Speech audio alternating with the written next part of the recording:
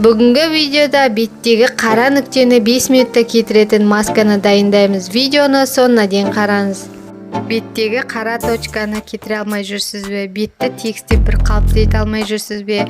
Безеуді кетіре алмай жүрсіз бе? Онда осы қара масканы үйде жасап көріңіз. Үй жағдайында жасалады. Осы видеода мен өзім жасап көрсететін боламын.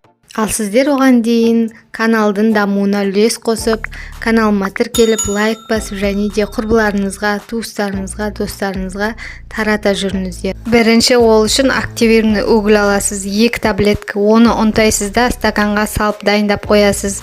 Үстіне 1 қасық желатин саласыз. Содан кейін үстіне 2 қасық сүт немесе су құясыз. Өзіңіз білесіз, қайсысын құйсаңыз да. Барлығын араластырасыз да микроволновкаға 15 секундқа қоясыз. Микроволновкадан шыққаннан кейін маскамыз дайын болды. Қара маска. Оны суып кетпей тұрғанда, қатып қалмай тұрғанда бетіңізге жағып аласыз. Одан кейін жағып болғаннан кейін 5 минут тұрғанда бетіңізді тыртысып, қатып қалады бетіңізде. Жабысып, соны тартып алып тастайсыз. Беттен тартқанда енді ауыртады аздап. Жұқа қылып жақсаңыз тез кебеді. Қалың қылып жақсаңыз асықпай кебеді. Және де тартқан уақыттан кейін алып тастаған теріңіз керемет жұмсақ болып үлбіреп тұрады. Бұл маска беттегі безеуді кетіреді және беттегі қара нүктені алып тастайды, яғни кетіреді.